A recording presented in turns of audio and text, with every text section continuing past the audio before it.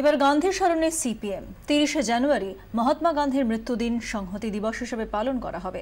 সেদিন মিছিল করবে সিপিএম। রাজ্য নেতৃত্বের সাফ কথা, সংকটের দিনে গান্ধীজিতে ভরসা রাখতে আপত্তি কোথায়? ভোটে বিপর্যয়ের পর থেকেই বঙ্গ সিপিএমে বদলের হাওয়া।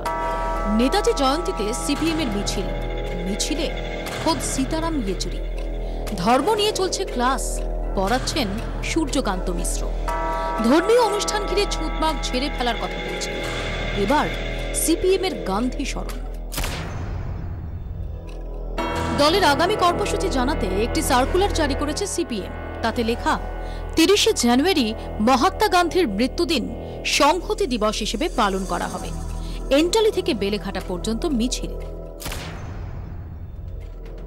কর্মীদের চমকে ওঠার মতোই সার্কুলার। ১৯৭৭ সালে বামফ্রন্ট ক্ষমতায় আসার পর স্বাধীনতা দিবসে জাতীয় পতাকা তুলতে নিমরাজি ছিলেন তৎকালীন মুখ্যমন্ত্রী। যদিও এরপর অবশ্য ১৫ই আগস্ট মানববন্ধন কর্মসূচি পালন করত সিপিএম। তা বলে মহাত্মার মৃত্যুদিনে মিছিল? রাজ্যে পালা বদলের পর লাল দুর্গে ধস নামিয়েছে ঘাসফুল।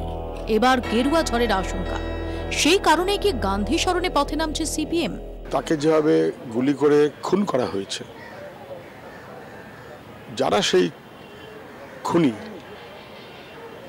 তারা যে দেশ চালাচ্ছে, খুব বিপজ্জনক। আজকের এই কঠিন সময়ে সম্প্রীতির এবং গণতন্ত্রের প্রশ্নটা এত গুরুত্বপূর্ণ, যে ক্ষেত্রে সাম্প্রদায়িক এই শক্তির বিরুদ্ধে সবাইকে একজোট হওয়া উচিত। সময়ের সঙ্গে অনেক কিছুই বদলেছে। নির্বাচনে কংগ্রেসের হাত ধরেছে লাল ব্রিগেড। এবার গান্ধী স্মরণে পথ চলা, তাতে অন্যায়ের কিছু দেখছেন না নকশাল নেতা অসীম চ্যাটার্জি।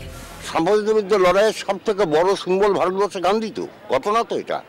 কাজে ওদিনের কথা তুলে আজকে কেন করছে বলার মানে হয় না। বদলাচ্ছে সিপিএম। বিভিন্ন মহলের এখন প্রশ্ন, সিপিআইএম এর দলীয় কার্যালয় কবে মার্কস অ্যাঙ্গেলের পাশাপাশি ছবি দেখা যাবে মহাত্মা গান্ধী বা নেতাজি সুভাষচন্দ্র বোসের? ক্যামেরায় কুণাল গাঙ্গুলির সঙ্গে উজ্জ্বল মুখার্জি, ২৪ ঘন্টা।